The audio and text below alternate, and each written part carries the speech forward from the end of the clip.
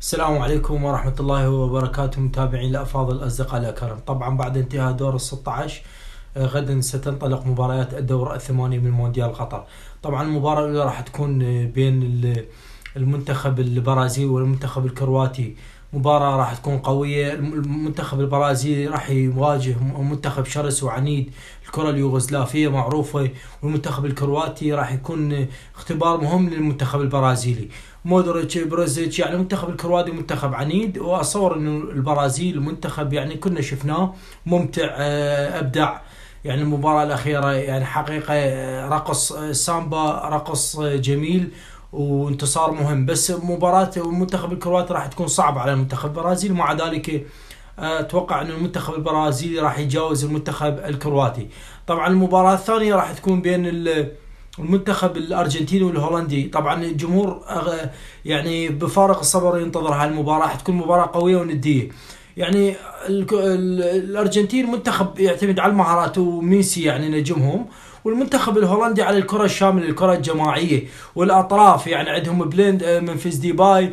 يعني أغلب اللاعب يعتمد المنتخب الهولندي على الفريق اللعب الجماعي، يعني الكرة معروفة. أتصور أن المنتخب الأرجنتين راح يعاني، وأتوقع أن المنتخب الهولندي باكر يحقق الانتصار على الأرجنتين رغم صعوبة المباراة 50-50. بس هولندا بالتنظيم وباللعب الجماعي أتوقع أنه راح يتفوقون على المنتخب الأرجنتيني. طبعا عقب باكر عندنا مباراتين. المنتخب المغربي نتمنى له التوفيق بمباراته امام المنتخب البرتغالي. يعني راح تكون مباراة صعبة وندي. اتوقع ان المغاربة راح يعانون عكس المنتخب الاسباني. المنتخب البرتغالي منتخب يعتمد على الهجوم المباشر، يعني الفريق وكواليتي اللاعبين المنتخب البرتغالي يختلف على لاعبين المنتخب الاسباني. المنتخب الاسباني يعتمد على الاستحواذ، المنتخب البرتغالي يحب اللعب المباشر وعنده اكثر من نجم حقيقة، يعني لاعبين على مستوى عالي. واتوقع ان المنتخب المغربي نتمنى يحقق مفاجأة، بس اتوقع انه بعد دور ال 16 اتوقع ان المنتخب البرتغالي راح ينتصر على المنتخب المغربي، وان شاء الله هذا اتمنى اكون غلطان به. وان شاء الله المنتخب المغربي يحقق يعني انتصار تاريخي بعد انتصار على اسبانيا امام البرتغال ويتأهل لدور نصف النهائي.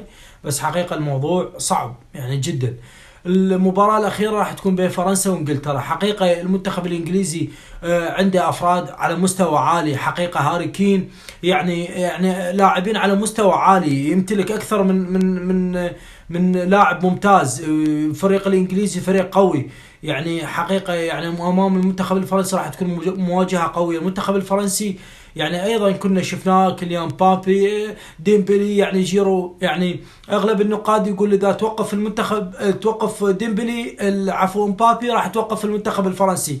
اتصور انه هاي نظريه غلط. المنتخب الفرنسي يمتلك افضل يعني لاعبين موجودين، يعني حتى غريزمان لاعب خطر، عندهم تشواميني تسديدات من خارج منطقه الجزاء ولاعب تكتيكي على مستوى عالي. ديمبلي ايضا انطلاقاته وسرعته، يعني حقيقه المنتخب الفرنسي راح تكون مباراة كلش قوية. يعني فودين وجريليتش وهاري كين يعني لاعبين المنتخب الانجليزي لاعبين عمالقة. بس المنتخب الفرنسي راح تكون له كلمته. حقيقة مباريات قوية وصعب التوقع بها. مع ذلك اتوقع انه دور نصف النهائي راح يكون بين فرنسا والبرتغال، وراح تكون بين الهولندا والمنتخب البرازيلي. حقيقة يعني مباراة الارجنتين وهولندا صعبة. يعني بال 78 الارجنتين تفوق، 2014 المنتخب الارجنتيني تفوق.